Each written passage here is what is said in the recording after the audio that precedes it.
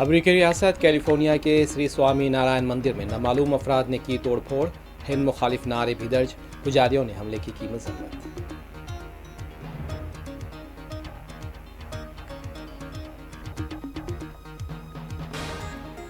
ख़वातीन के लिए माहाना 2500 रुपये का वादा भी एक जुमला निकला। दिल्ली की साबिक़ वज़ीर आला आतिशी मालिना का इल्ज़ाम।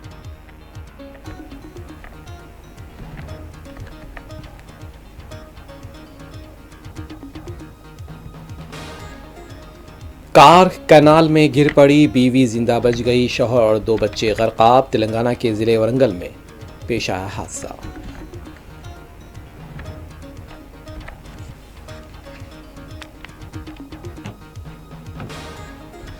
लंदन के मशहूर बिग बैन टावर पर एक नौजवान फ़लस्तीनी परचम लेकर चढ़ गया।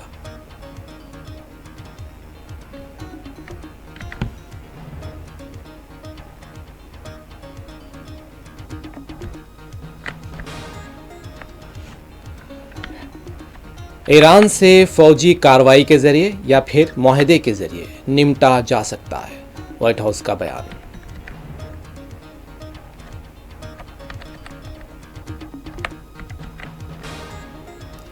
आईसीसी चैंपियंस ट्रॉफी का आज फाइनल मुकाबला हिंदुस्तान और न्यूजीलैंड के बीच दुबई क्रिकेट स्टेडियम में खेला जा रहा है आखिरी मैच।